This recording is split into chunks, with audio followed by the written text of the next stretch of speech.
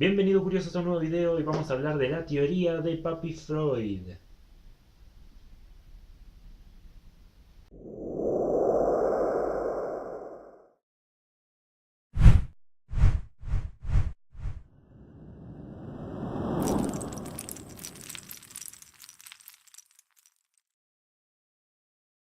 Este va a ser el primero de una serie de videos donde vamos a hacer un recorrido por esta historia que llevó a Freud al descubrimiento del inconsciente y al descubrimiento de este lenguaje oculto. En uno de sus primeros textos de 1893, sobre el mecanismo psíquico de los fenómenos histéricos, Freud plantea que el ámbito donde deben buscarse los fundamentos para el origen de los síntomas histéricos es en la vida psíquica. Es así que en sus inicios, Freud, estudiando con Charcot,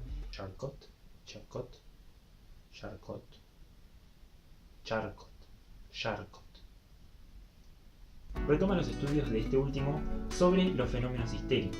Histeria significa útero errante. Se creía que las mujeres que tenían ciertos síntomas histéricos era producto de que su útero estaba como suelto y se movía a través de su cuerpo, y según en donde estuviera eran los fenómenos que iba a producir. Obviamente no se sabía nada de anatomía.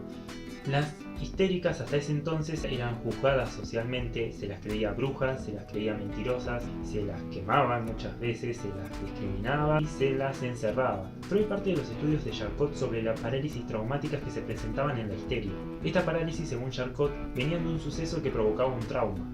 Se presenta así el caso de un obrero quien había recibido un golpe muy fuerte en su brazo por un tablón, el cual no le dio mucha importancia. Tiempo después, ese obrero empezó a presentar una parálisis en ese brazo, mucho tiempo después, meses después, y no se entendía por qué. Entonces Charcot, a través de la hipnosis, trataba de reproducir estos síntomas histéricos.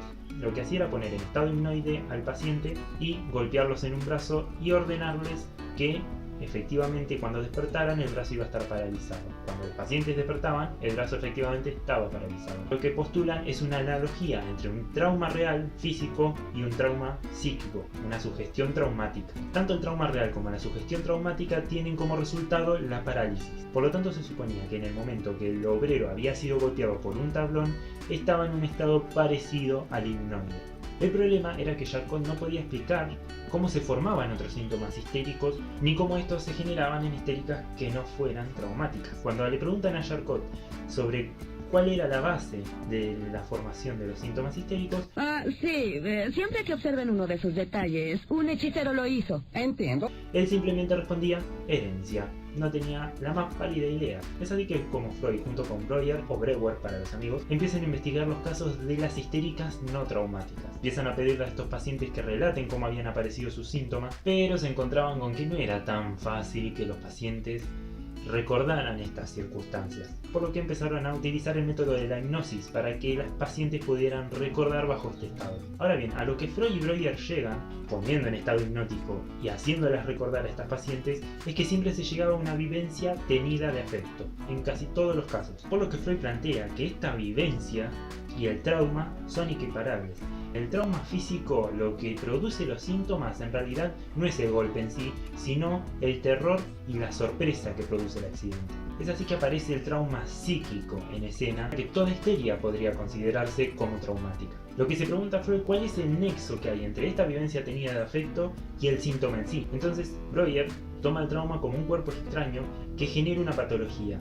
Una vez extirpado este cuerpo extraño, cesarían sus efectos. Por lo tanto, si se encuentra el momento en que este síntoma surgió, podría extirpárselo y así hacerlo desaparecer. Lo que notan es que cuando el paciente recordando llega al momento en que el síntoma había sido causado y logran expresarlo en palabras, el síntoma efectivamente desaparecía. Lo que Freud y Breuer empiezan a preguntarse es por qué algunos recuerdos permanecen tan vivos para causar efectos en la vida psíquica de un paciente, mientras que hay otros que directamente se desgastan al olvido, o sea, se olvidan. Cuando una persona pasa por una situación intensa, se produce en su sistema nervioso el incremento de una cantidad de excitación, y que la tendencia de este sistema nervioso es descargar por medio de una acción este exceso de excitación que produjo la situación en sí. Entonces lo que Freud plantea es que la palabra es el sustituto de esta acción y la persona a través de la palabra puede efectivamente descargar este exceso de excitación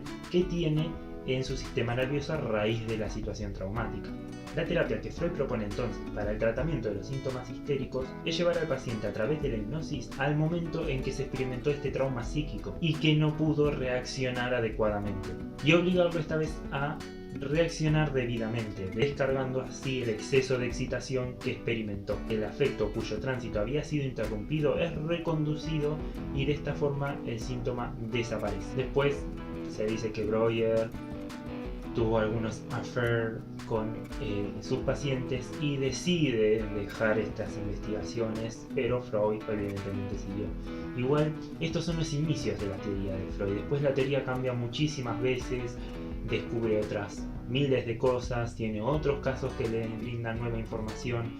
Esto digamos que está recontra en pañales y hay que tomarlo con pinzas. Igual casi toda la teoría que Freud plantea hay que tomarla con pinzas.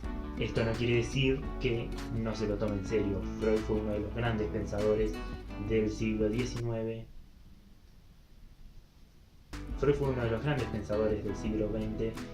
Y si bien su teoría hace aguas por algunos lados, hay que reconocer que él pudo ver cosas que hasta ese momento eran invisibles. Encontró un lenguaje en el cuerpo y encontró unas características inconscientes de la psiquis que hasta ese momento pasaron totalmente desapercibidas para el mundo entero. Y bueno, curiosos, hasta acá el primer video donde resumimos un poquito sobre los mecanismos psíquicos de los fenómenos histéricos. Es uno de los primeros textos de Freud y su bibliografía, créanme que es altamente amplia. Y si bien el recorrido por ahí se hace un poco tedioso, realmente vale la pena porque hay puntos muy interesantes en esta teoría. Si les gustó, denle like, compartan, suscríbanse y dejen en los comentarios qué les causa curiosidad. Hasta luego.